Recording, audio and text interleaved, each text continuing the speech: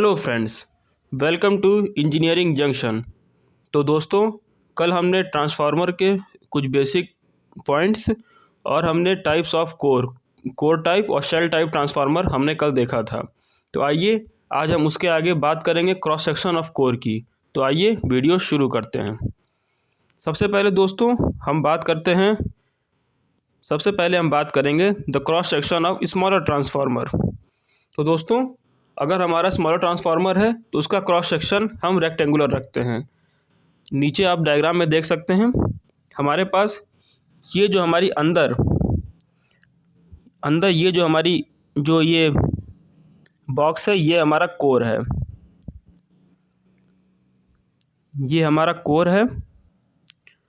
और दोस्तों, यहाँ पे आप जो ये देख रहे हैं, ये जो हमने ये कट्स लगा रखे हैं, ये हमारे एक्चुअली है लेमिनेशंस।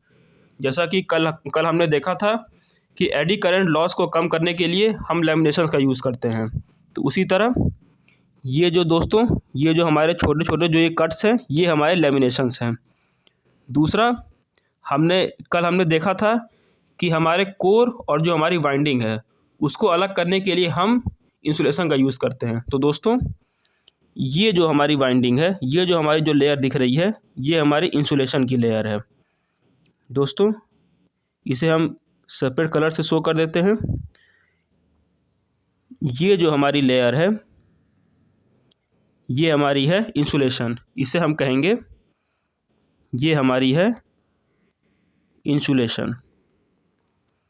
ठीक है दोस्तों, उसके ऊपर हमारी जो ये लेयर है, ये हमारी हो जाएगी LV winding, lower voltage winding. और दोस्तों, हमने कल ये भी देखा था कि लोअर वोल्टेज एलवी वाइंडिंग और एचवी वाइंडिंग, जो सबसे आउटर लेयर है, ये हमारी है एचवी वाइंडिंग। और हम ये जानते हैं कि एलवी वाइंडिंग और एचवी वाइंडिंग के बीच में भी एक इंसुलेशन की लेयर होती है। तो हमारी जो ये बीच वाली जो लेयर है, हमारी जो ये वाली लेयर है, ये सेकंड लास्ट लेयर, ये हमारी है इंसुलेशन लेयर। दोस्तों, सबसे पहले बीच में हमारा ये कोर है। सबसे पहले हमारा ये कोर हो जाएगा, उसके ऊपर एक हमारी इंसुलेशन की लेयर है। फिर उसके ऊपर हम बाउंड करते हैं एलवी वाइंडिंग, ये हमारी एलवी वाइंडिंग है। उसके ऊपर फिर एक इंसुलेशन की लेयर है। फिर उसके ऊपर हमारी है एचवी वाइंडिंग। तो दोस्तों, ये था हमारा क्रॉस सेक्शन स्मॉल ट्रांसफार्मर्स का। स्मॉल ट्रांसफार्मर में हम एक्चुअली रेक्टेंगल का ही यूज़ करते हैं, क्योंकि इसमें और कोई शेप यूज़ करने पे हमें उतना बेनिफिट नहीं मिलता, इसीलिए हम रेक्टेंगुलर यूज़ कर सकते हैं। तो आइए दोस्तों आगे बढ़ते हैं। अब हम बात करेंगे फॉर लार्जर ट्रांसफार्मर। दोस्तों, लार्जर ट्रांसफार्मर्स के लिए जो हमारा क्रॉस सेक्शन है, वो हम रेक्टेंगल ना लेके उसे हम बनाते हैं एक circular shape.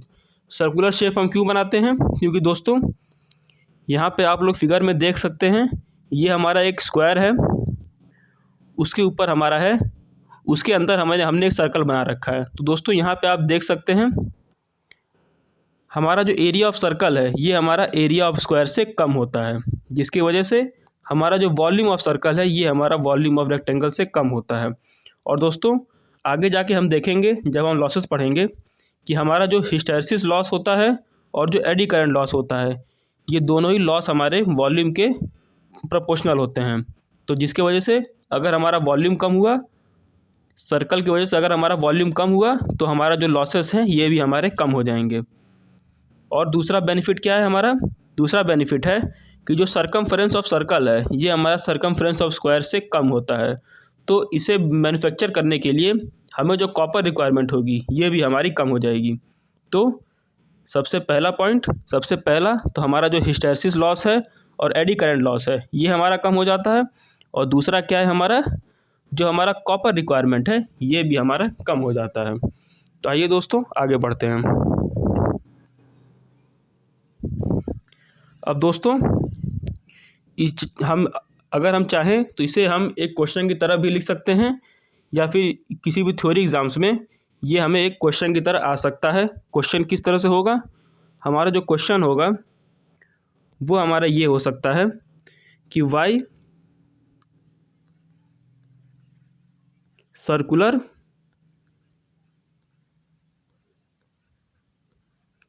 Cross section is preferred. तो दोस्तों इसका आंसर हमने पीछे देख लिया था। इसका आंसर क्या होगा? सबसे पहला तो हमारा हो जाएगा कि जो क्रॉस सेक्शन ऑफ सर्कल है उसका जो हमारा वॉल्यूम है, volume of circle is less than volume of rectangle. ठीक है दोस्तों, तो इसके वजह से हमारी जो हिस्टैरिसीस लॉसेस हैं, hysteresis and eddy current loss जो हमारे हैं, एडी लॉसेस, ये हमारे डिक्रीज़ कर जाएंगे। और दूसरा बेनिफिट इसका क्या होता है कि जो हमारा सरकमफ्रेंस ऑफ सर्कल है, ये हमारा सरकमफ्रेंस ऑफ रेक्टेंगल से कम होता है, तो जिसके वजह से हमारी कॉपर की जो रिक्वायरमेंट है ये भी हमारी कम हो जाती है। तो दोस्तों इसीलिए लार्ज रेटिंग ट्रांसफार्मर्स में हम सर्कुलर क्रॉस सेक्शन यूज़ करते हैं, ना कि रेक्टेंगुलर। ठीक है दोस्तों, आइए आगे बढ़ते हैं। अब हम ये देखते हैं कि हम जो परफेक्ट सर्कल है, हम परफेक्ट सर्कुलर लैमिनेशंस या फिर perfect circular cross section of core हम क्यों नहीं बना सकते। आइए देखते हैं। सबसे पहला, in circular cross section all laminations are of different size and therefore manufacturing cost of such lamination is high. आइए दोस्तों इसका मतलब समझते हैं। देखिए, जैसे कि अगर हम कोई एक सर्कुलर क्रॉस सेक्शन ले लें, जैसे कि ये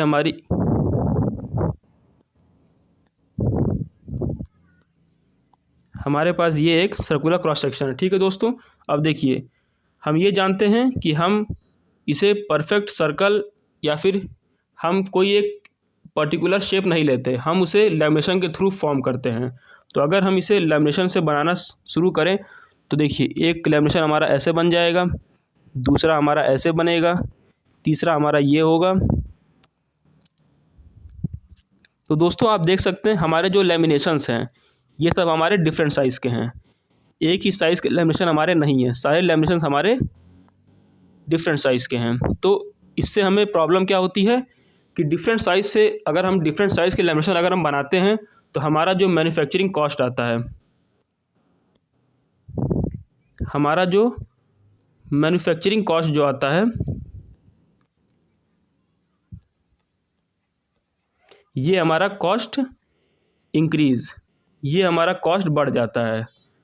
क्योंकि एक बार में अगर हम सेम साइज़ के अगर हम लैमिनेशन बनाते हैं तो उसमें हमारा जो मैन्युफैक्चरिंग कॉस्ट होता है ये कम होता है। पर लेकिन सर्कुलर में क्या है कि हमारे जितने भी जो हमारे लैमिनेशंस हैं ये सभी हमारे डिफरेंट साइज़ के हैं, तो जिसके वजह से हमारा मैन्युफैक्चरिंग कॉस्ट जो है वो बढ़ जाता है।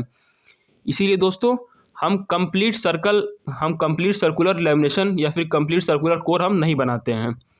तो हम करते क्या हैं, हम सर्कल का एक क्लोज अप्रॉक्सीमेशन बनाते हैं, क्योंकि कंप्लीट सर्कल तो हम बना नहीं सकते, इसीलिए हम सर्कल का एक क्लोज अप्रॉक्सीमेशन बनाते हैं। तो दोस्तों वो हम कैसे बनाते हैं, आइए देखते हैं।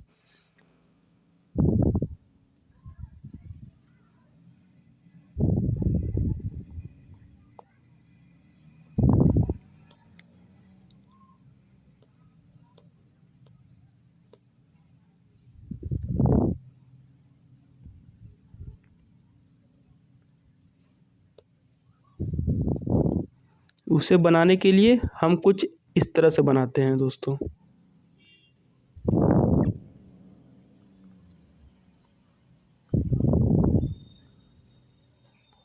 अब आप देखिए,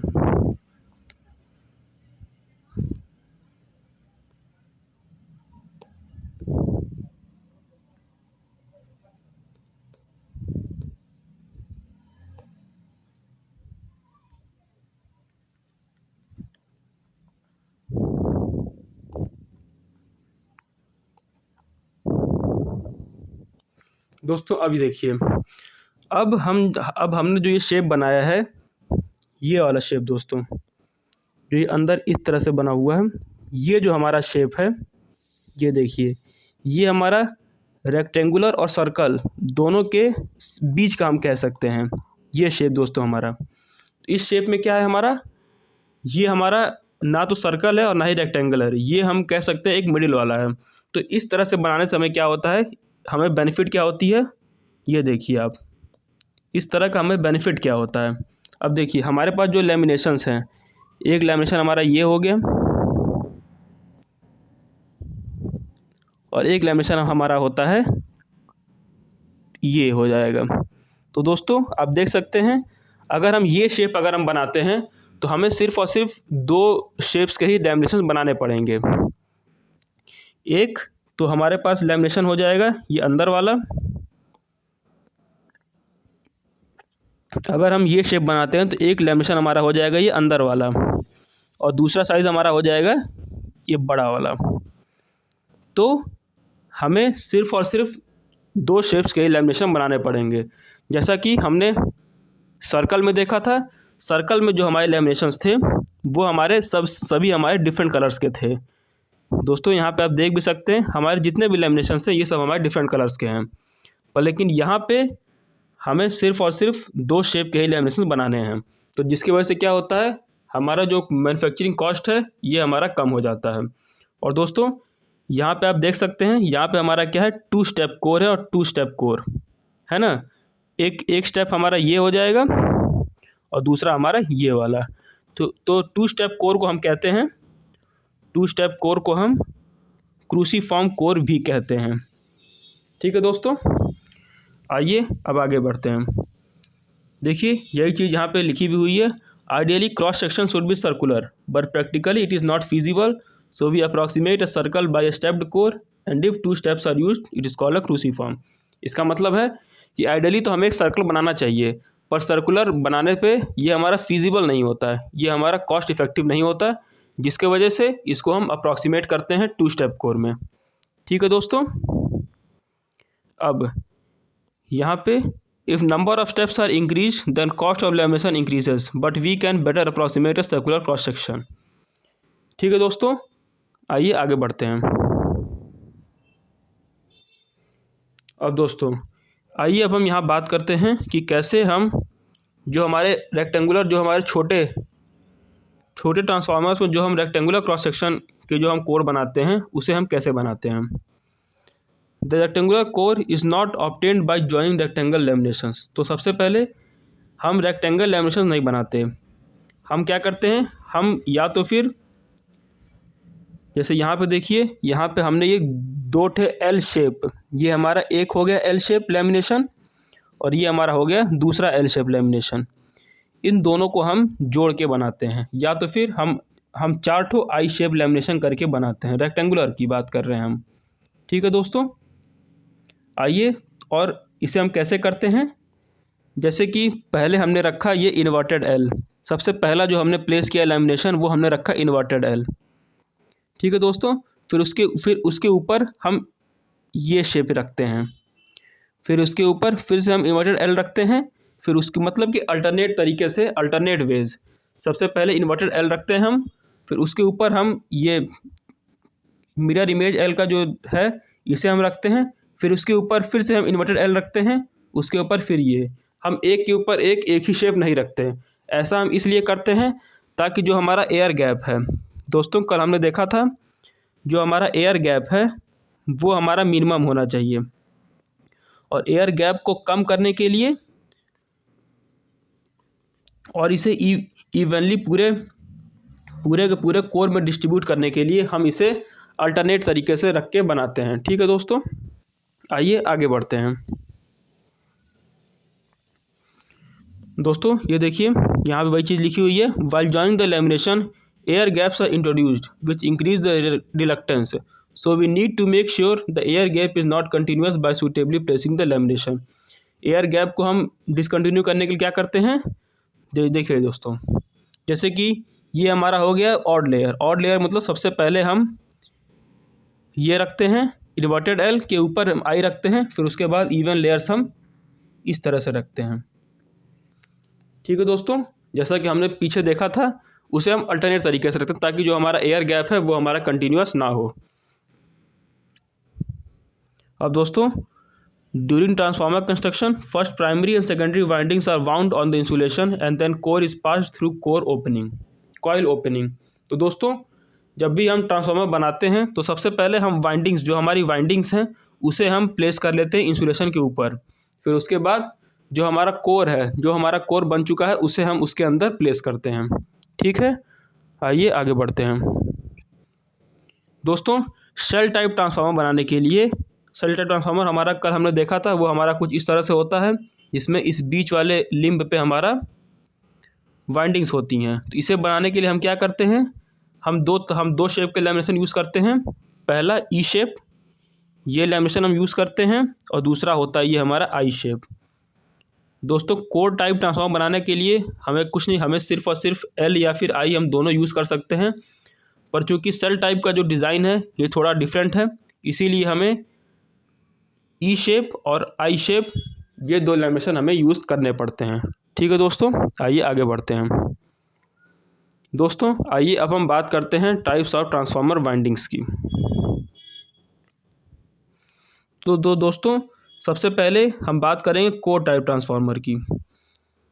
दोस्तों कोर टाइप ट्रांसफार्मर में सबसे पहले हम क्या करते हैं, हम एलवी वाइंडिंग को प्लेस करते हैं एचवी वाइंडिंग से नीचे। ऐसा हम इसलिए करते हैं दोस्तों, क्यों, देखिए जैसे कि ये हमारा है कोर टाइप,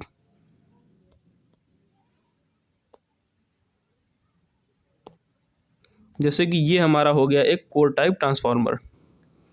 ठीक है दोस्तों, ये हमारा कोर है, कोर टाइप ट्रांसफार्मर का ये हमारा कोर है।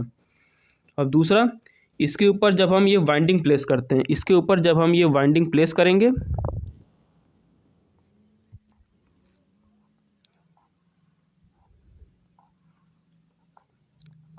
तो सबसे पहले हम एलवी वाइंडिंग प्लेस करेंगे।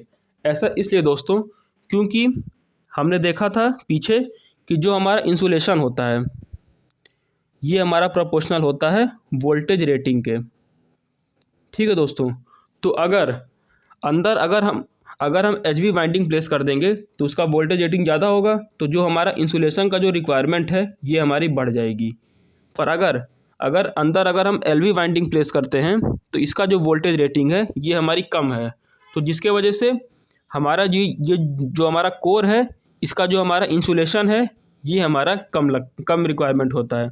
इसलिए सबसे नीचे, जैसा कि कल हमने देखा था कि जो हमारा कोर टाइप है इसमें एलवी वाइंडिंग के ऊपर हमारी एचवी वाइंडिंग होती है। तो ऐसा करने से हमारा जो इंसुलेशन रिक्वायरमेंट है ये हमारा रिड्यूस हो जाता है। दोस्तों यहाँ पे वही चीज़ लिखी हुई है, in core type transformer LV winding is placed near the core and HV winding is wound over LV winding, such a construction is called as concentric winding. ठीक है दोस्तों, हम ऐसा क्यों करते हैं इसका रीज़न भी आप लोग समझ गए होंगे, ताकि हमारे ट्रांसफार्मर की जो हमारे कोर की जो इंसुलेशन रेटिंग है वो हम रिड्यूस कर सकें। ठीक है दोस्तों, आइए अब आगे बढ़ते हैं। In concentric winding the outer winding और HV winding is away from the core, so leakage is higher. देखिए दोस्तों, हमारे पास एचवी वाइंडिंग को हमें ऊपर प्लेस करने का एक बेनिफिट हमें मिला था। ये हो गई हमारी एचवी वाइंडिंग। दोस्तों एचवी वाइंडिंग जो है वो हमारे येलो कलर से है। ठीक है दोस्तों, ये हमारी हो गई एचवी वाइंडिंग। दोस्तों एचवी वाइंडिंग जो है वो हमारी एलवी वाइंडिंग के ऊपर है। पर दोस्तों एचवी वाइंडिंग को हमें लोअर वाइंडिंग के ऊपर रखने से एक डिसएडवांटेज क्या है, डिसएडवांटेज हमें है कि जो हमारा लीकेज फ्लक्स है, हमारा जो लीकेज है वो हमारा इंक्रीज हो जाता है। तो दोस्तों इस तरह के स्ट्रक्चर का जिसमें कि एलवी वाइंडिंग नीचे ऊपर एचवी वाइंडिंग ऊपर है, उसका एक एडवांटेज तो ये है कि हमारा जो इंसुलेशन है वो हमारा कम हो जाता है, इंसुलेशन की रिक्वायरमेंट हमें कम हो जाती है। पर लेकिन हमारे पास एक डिसएडवांटेज क्या है कि जो हमारा लीकेज है, फ्लक्स का जो लीकेज है वो हमारा इंक्रीज हो जाता है। ठीक है दोस्तों, अब दोस्तों यहाँ पे देखिए वह चीज़ लिखी हुई है, if HV winding is placed inside the inner insulation layer needs to be increase, मतलब हमें जो इंसुलेशन की लेयर है वो हमें बढ़ानी पड़ेगी, which increases the cost and overall diameter due to which copper requirement also increases. तो दोस्तों ये हमारी कॉस्ट इफेक्टिव नहीं है। HV वाइंडिंग को इनर LV वाइंडिंग के अंदर रखना हमारा कॉस्ट इफेक्टिव नहीं है, तो जिसके वजह से हमारा जो LV वाइंडिंग है वो हम अंदर प्लेस करते हैं। और दूसरा बेनिफिट हमें क्या है HV वाइंडिंग को बाहर रखने का? If HV winding is present outside then taps can be provided by which different voltage levels can be obtained. दोस्तों आइए हम एक और एडवांटेज देखते हैं। जैसे कि देखिए, अगर हमारी ये ऐसे कि हम एज्यूम करें, हम ट्रांसफार्मर का जो सर्किट डायग्राम होता है हम उसे बना रहे हैं। ये हमारी LV वाइंडिंग है और ये हमारी HV वाइंडिंग है। ठीक है दोस्तों, अब देखिए HV वाइंडिंग अगर हमारी बाहर होगी तो उससे मेरे पास बेनिफिट क्या होगा? हम डिफरेंट टैप्स प्रोवाइड कर सकते, जैसे कि हमने यहाँ टैपिंग कर दी, दूसरी टैपिंग हमने यहाँ कर दी, तीसरी हमने यहाँ कर दी। अब इससे होगा क्या कि सबसे पहले हम सिर्फ़ और सिर्फ एक ही लोड लगा पा रहे थे। यहाँ पे सिर्फ़ और सिर्फ एक ही लोड हम अप्लाई कर पा रहे थे, अगर हमने कोई भी टैपिंग प्रोवाइड नहीं की। पर अब देखिए, अब हम 4 डिफरेंट लोड अब हम पुट कर सकते हैं। जैसे कि एक लोड हमारा ये हो गया, दूसरा लोड हम यहाँ पुट कर सकते हैं, तीसरा लोड हम इसके बीच में, चौथा हमारा यहाँ पे हो जाएगा और पांचवा तो हमारा ये था ही। तो दोस्तों HV वाइंडिंग को LV वाइंडिंग के ऊपर रखने का हमारा ये दूसरा बेनिफिट है। बेनिफिट क्या है कि हम उसमें टैपिंग प्रोवाइड करके हम कम वोल्टेज रेटिंग वाले लोड्स भी हम उसमें अप्लाई कर सकते हैं। हमारा लोड हमारे लोड का किसी भी तरह से नुकसान नहीं होगा। पर लेकिन अगर हम HV वाइंडिंग अगर हम LV वाइंडिंग के अंदर पुट करते हैं तो हम ये टैपिंग नहीं कर सकते। ठीक है दोस्तों, आइए आगे बढ़ते हैं। अब हम बात करते हैं शेल टाइप ट्रांसफार्मर की। अब हम देखते हैं शेल टाइप ट्रांसफार्मर। दोस्तों शेल टाइप ट्रांसफार्मर का ये बेसिक स्ट्रक्चर है। जो ये वाली लिम्ब जो है ये हमारी है इनर लिम्ब। ठीक है दोस्तों, और जो छोटे जो ये रेक्टेंगल दिखाए गए हैं ये हमारे क्या हैं? ये हमारे हैं LV वाइंडिंग्स, और ये जो बड़े साइज़ वाले रेक्टेंगल्स हैं ये हमारी हैं HV वाइंडिंग्स। ठीक है दोस्तों, अब दोस्तों एक चीज़ देखिए, हमारे पास जो इनर वाइंडिंग है, इनर वाइंडिंग लोअर वाइंडिंग मतलब ये हमारा क्या है? सोर्स। यहाँ पे हम सोर्स अप्लाई कर रहे हैं, और जो HV वाइंडिंग्स हैं यहाँ पे हम लोड पुट कर रहे हैं। दोस्तों आप ये जानते हैं कि जो हमारी प्राइमरी वाइंडिंग है, यहाँ प्राइमरी वाइंडिंग हमारी कौन सी हो गई? LV winding. दोस्तों हम ये जानते हैं लेंज लॉ से कि जो हमारी सेकेंडरी वाइंडिंग है उसका फ्लक्स प्राइमरी वाइंडिंग के अपोजिट होता है। ऐसा क्यों? क्योंकि लेंज लॉ ये कहता है कि जो भी फ्लक्स प्रोड्यूस होता है वो अपने सोर्स को अपोज करता है। तो दोस्तों यहाँ पे जो हमारा सोर्स है, सोर्स क्या है हमारा? LV winding. अब जैसे कि LV वाइंडिंग का फ्लक्स ऊपर है, इसका मतलब क्या है? अगर हम राइट हैंड रूल से निकालें तो हमारा LV वाइंडिंग में फ्लक्स ऊपर जाने के लिए हमारी जो करंट है वो हमारी यहाँ से बाहर आनी चाहिए और यहाँ से वो अंदर जानी चाहिए, है ना दोस्तों? अगर हम निकालें राइट हैंड रूल से, और HV वाइंडिंग का जो फ्लक्स है वो हमारा LV वाइंडिंग के अपोजिट होना चाहिए। अपोजिट होने के लिए हमें क्या करना होगा? इसमें जो करंट फ्लो का डायरेक्शन है वो हमारा अपोजिट होगा। तो दोस्तों LV वाइंडिंग में करंट अगर एंटी क्लॉकवाइज फ्लो कर रहा है तो HV वाइंडिंग में हमारा जो करंट होगा ये हमारा क्लॉकवाइज फ्लो करेगा। मतलब कि हमारी जो हमारी साइड है यहाँ से करंट बाहर निकल रहा है और यहाँ से करंट हमारा अंदर जा रहा है। दोस्तों आप लोग देख सकते हैं ये जो हमारी है ये हमारी है क्लॉकवाइज डायरेक्शन, और LV वाइंडिंग में जो हमारा करंट है उसकी डायरेक्शन हमेशा एंटी क्लॉकवाइज रहेगी।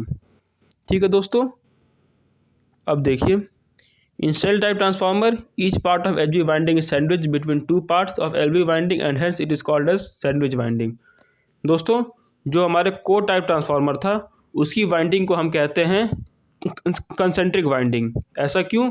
क्योंकि जो हमारा LV वाइंडिंग और HV वाइंडिंग है वो दोनों एक के ऊपर एक होते हैं, तो उसे हम कहते हैं कंसेंट्रिक वाइंडिंग।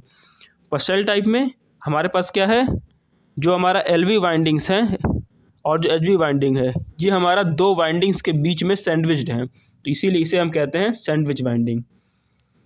और दूसरा, ये चीज़ हमने देख ली, the direction of flux of two coil should be opposite to each other according to Lenz law and hence both carry current in opposite direction. तो दोस्तों देख लिया हमने, डायरेक्शन भी देख लिया। अगर LV वाइंडिंग में करंट अगर एंटी क्लॉकवाइज होगी तो HV वाइंडिंग में करंट हमारी क्लॉकवाइज होगी। ठीक है दोस्तों।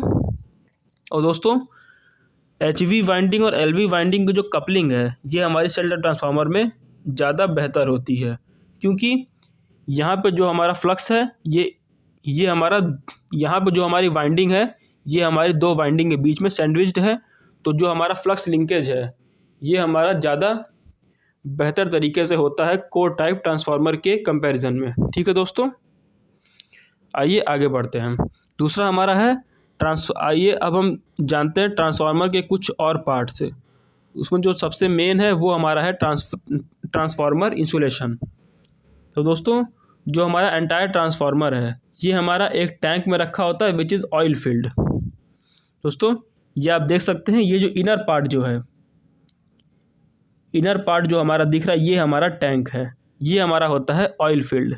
ठीक है दोस्तों, देखिए ये हमारा इसका क्रॉस सेक्शन है, ये देखिए हमने क्रॉस सेक्शन मतलब ये हमारा फ्रंट व्यू एक तरह से आप कह सकते हैं। जो हमारा टैंक है, टैंक के अंदर ही हमारा कोर होता है, हमारी वाइंडिंग्स होती हैं। ठीक है दोस्तों। अब जो टैंक है, टैंक में हमारे होता है ऑयल। ऑयल के हमारे पास बेनिफिट क्या क्या हैं, एक तो वो इंसुलेटर की तरह वर्क करता है और दूसरा वो हमारा कूलिंग में हेल्प करता है। दोस्तों यही चीज़ यहाँ पे लिखी हुई है, to act as a coolant in order to extract the heat produced by the transformer, और दूसरा it provides insulation along with insulated conductor. ठीक है दोस्तों। और दोस्तों ये हमारे ट्रांसफार्मर की कुछ और पार्ट्स हैं, जैसे कंजर्वेटर हो गया, ब्रीदर हो गया, बक होल्ड रिले। बक होल्ड रिले का वर्क क्या होता है, ये हमारा एज अ रिले काम करता है या फिर एज अ इंडिकेटर काम करता है अगर ट्रांसफार्मर में किसी तरह का फॉल्ट आता है। आइए आगे बढ़ते हैं। अब दोस्तों अब हम जानते हैं हमारी बुशिंग क्या होती है। बुशिंग जो होता है ये हमारा प्रिवेंट करता है ट्रांसफार्मर और जो हमारी ट्रांसमिशन लाइंस हैं उन दोनों के बीच कांटेक्ट होने से। देखिए, bushing is use to prevent connection of transformer wire to the transformer tank, otherwise the current carried by the winding will flow through the tank and will not enter transmission lines. मतलब कि जो हमारा transformer से जो हमारी HV winding निकल रही है उसे ट्रांसमिशन लाइन से जोड़ने के लिए हम ये बुशिंग हमारा इंसुलेशन की तरह वर्क करता है। बुशिंग हमारी क्या है, ये देखिए, ये हमारी बुशिंग है। दोस्तों आपने ट्रांसफार्मर्स अगर अपने आसपास देखा होगा तो वहाँ पे आपने देखा होगा इस तरह से स्ट्रक्चर, इसे ही हम कहते हैं बुशिंग। ये हमारा क्या करता है, जैसे कि देखिए ट्रांसफार्मर में से जो हमारी HV वाइंडिंग्स हैं, ये देखिए ये हमारे पास 4 हैं, 2 हमारी होती है LV वाइंडिंग्स की और 2 हमारी होती है HV वाइंडिंग्स की। तो जैसे कि यहाँ से ट्रांसफार्मर से HV वाइंडिंग जो है ये हमारी है ट्रांसमिशन लाइन। अगर हम डायरेक्टली हम ट्रांसफार्मर से कनेक्ट कर देंगे तो ट्रांसफार्मर जो है वो हमारा मेटल की बनी हुई है, मेटल बॉडी है, तो जो हमारा करंट हमारा पूरे ट्रांसफार्मर से होते हुए अर्थ में चला जाएगा, वो ट्रांसमिशन लाइन में नहीं जाएगा। इसकी वजह से हम ये जो हमारा ट्रांसमिशन लाइन है इसे हम बुशिंग के थ्रू कनेक्ट करते हैं ट्रांसफार्मर से, ताकि जो हमारा मेटल बॉडी है ट्रांसफार्मर का, यहाँ से कोई भी करंट फ्लो ना हो। ठीक है दोस्तों, आइए आगे बढ़ते हैं। दोस्तों यहाँ पे हमारे पास बुशिंग के टाइप्स हैं। For transformer above 36 kV bushing is called either oil filled और कैपेसिटिव टाइप। और उसके नीचे in oil filled bushing there is a conducting part in form of cylinder saturated by oil from inside of porcelain. ठीक है दोस्तों, ये हमारा हो जाएगा एक ऑयल फील्ड ट्रांसफार्मर, एक हमारा ऑयल फील्ड बुशिंग का ये हमारा स्ट्रक्चर है। ठीक है दोस्तों, आइए आगे बढ़ते हैं। अब दूसरा हमारा आता है कंजर्वेटर और ब्रीथर। आइए सबसे पहले हम जान लेते हैं ये होते क्या हैं, फिर उसके बाद हम उसे रियल स्ट्रक्चर में भी देखेंगे। देखिए, the transformer tank is never completely filled but some air is left for some space is left for air. ऐसा हम इसलिए करते हैं क्योंकि दोस्तों अंदर हमारी जो होती है ऑयल होती है ना दोस्तों। अंदर हमारा ऑयल है, तो ऑयल जब हीट होगा तो वो एक्सपेंड होगा तो क्या होगा कि हमारा जो ऑयल का जो वॉल्यूम है वो हमारा बढ़ेगा। और अगर ट्रांसफार्मर टैंक अगर हम कम्प्लीटली फिल्ड कर देंगे तो हमारा क्या होगा, ऑयल जो होगा वो हमारा स्प्लिट होके या फिर वो हमारा लीक करके ट्रांसफार्मर से बाहर आ जाएगा। उसकी वजह से हम उसे थोड़ा सा खाली रखते हैं, उसमें हमारा एयर होता है। अब जैसे ही हमारा ऑयल एक्सपेंड हुआ तो हमारा वॉल्यूम ऑफ एयर क्या हो जाएगा, कम हो जाएगा, और ऑयल जो है वो हमारा एयर का प्लेस ले लेगा, एयर को डिस्प्लेस करके एयर के प्लेस पे चला जाएगा, जिससे कि हमारा जो ऑयल है वो हमारा ट्रांसफार्मर से बाहर नहीं आएगा। ठीक है दोस्तों। और जब ठंडा होगा तो वो हमारा कॉन्ट्रैक्ट होगा, वो हमारा ऑयल का वॉल्यूम हमारा कम होगा। तो ऑयल जैसे जैसे कम होगा वैसे वैसे फिर से उसकी जगह पे एयर हमारा भर जाएगा। ठीक है दोस्तों। अब दोस्तों दूसरी चीज़, एयर जो हमारा ट्रांसफार्मर में आ रही है, जो एयर जो हमारे ट्रांसफार्मर में आ रही है उसमें किसी भी तरह का मॉइस्चर ना हो। इसे प्रिवेंट करने के लिए हम क्या करते हैं, वेंट पाइप में हम सिलिका जेल का यूज़ करते हैं। सिलिका जेल का यूज़ करने से क्या होता है, वो एयर का जितना भी मॉइस्चर होता है उसे वो एब्जॉर्ब कर लेती है, और जिससे कि ऑयल जो है वो हमारा मॉइस्चर फ्री हो जाता है दोस्तों।